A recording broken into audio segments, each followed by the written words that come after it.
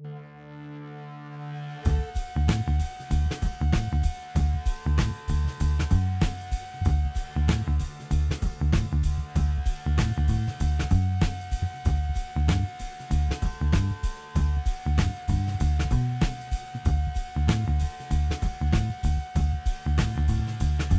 I'm Andra and I'm a Prosper You stylist. This is my gorgeous model, Michelle. Michelle has a great head of hair, great density. So today, just to really accentuate the hair type that she does have, we want to do a nice round brush set, which we will be clipping each section as we go.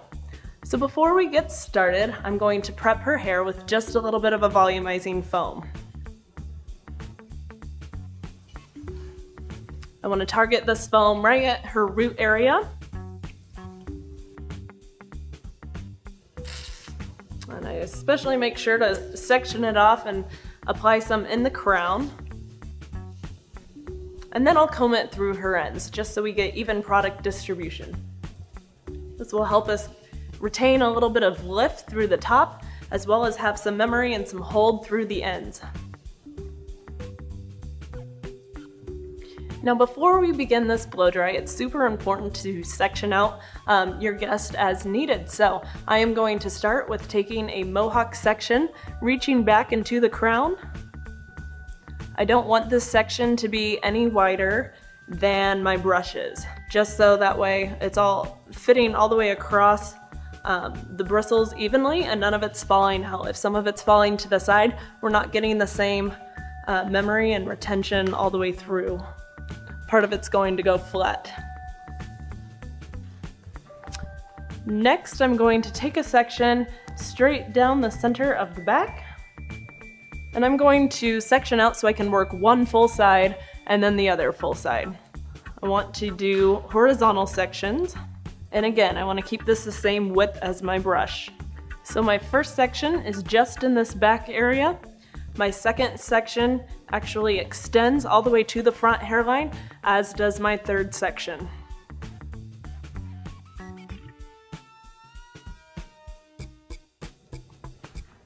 Now I'll repeat this sectioning for the second side. I use my guide, this little white line here. I should always be able to see that as I'm blow drying, and I use that as my guide as to where to take my second section to. So I'll also do that for the center section and then the top.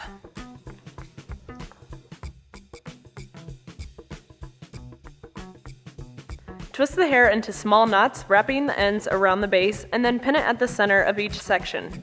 Doing this will make your work much more quick and neat, which makes all the difference when pinning your set.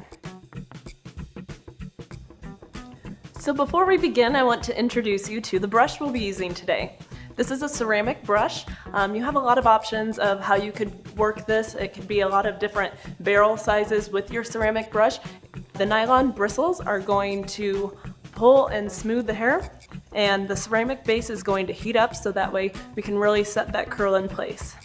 I will also be using a blow dryer with a concentrator. I always want to use a concentrator when I do any sort of blow dry. It directs my airflow and helps keep everything neat and consistent. Begin drying in the nape area. Focus your blowout on the root area since it takes longer to dry, then work through the mids and ends. This ensures a smooth, polished finish. Remove your brush and pin the hair in place to allow it to cool. Hairlines often have more curl or unruly texture, so be sure to have great tension when working these areas. So now that we worked through this side, I am beginning to start on this side, but I did want to just give you a little reminder. We are starting with our elevation low. The elevation moves up as we move up the head, so that way we can keep it nice and slim around the face, but we really build a lot of volume and body in through this, the sides and this crown area. We definitely want to have the most movement and the most lift in these areas. When removing the hair from the brush, immediately wrap the hair back into its curl to allow the bonds to set in this position, producing a tight, firm curl rather than limp, flat hair. Okay, so when I move to the front, I like to do my sections right around the fringe first, that way I can work those. I'm going to dry these ones forward, and then I'm gonna move to the back and dry these ones going backwards. Now you'll notice too, when I do dry the hair, I work the roots in a number of different ways. The root has to be 100% dry before we move to the mids and ends. If the root isn't dry, the whole style will collapse. So it's really important to make sure that you're working the root from every direction. Also, I like to move my curls in different direction as well. It helps make sure that I have even tension on each side of my section and really helps set in that curl pattern.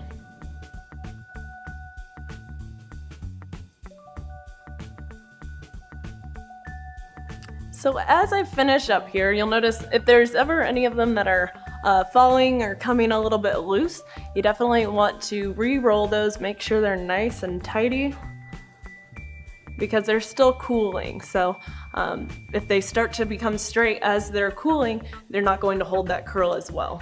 So to finish, I am going to take just a little bit of a light hold hairspray. So now that we've sprayed, we need a chance to let these cool.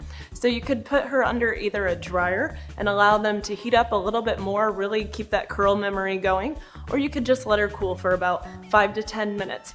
Either way, they need to cool before we unclip and do our finished style. All right, so we are back. Michelle has finally cooled down completely. So we are going to start unclipping our sections, starting in the exact same order that we did our blow dry. So I'm going to begin with these back ones here. Just unclip. I don't want to take the curl out right away and start smoothing them out. I want to go ahead and just get everything unclipped first and kind of leave the curls right where they're at. Just in case for some reason they do need to cool a little bit more, this will give them that chance.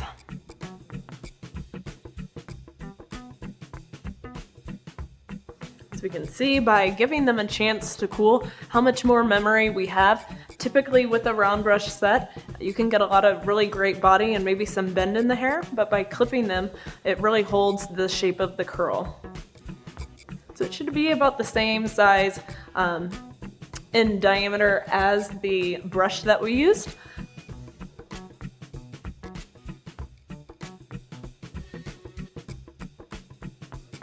Always like to do a double check, make sure we got all of the clips out of there.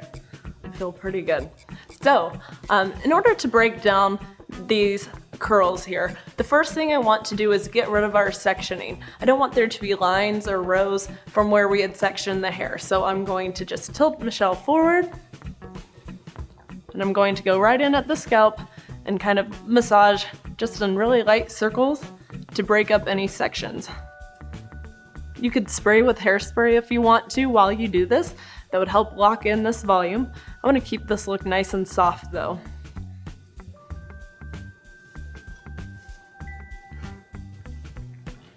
And now just to help work through the curl, I'm going to use just a little bit of a light hold cream, and I'm gonna just gently massage that cream into the curl, keeping the form of the curl consistent.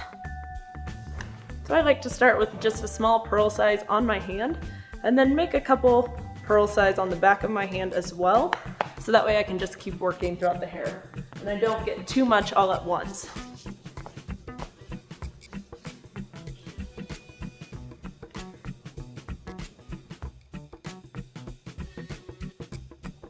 I just use my hands to separate the curl.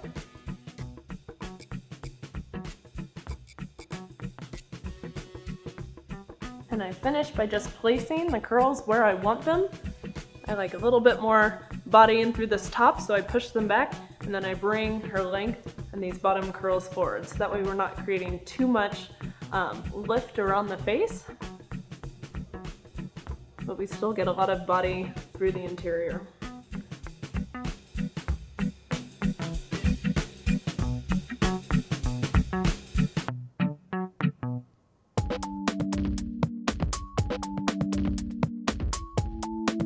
The ceramic round brush was a great choice for our style today. It really pulls and smooths out the hair in addition to the brush heating up to set the hair in place.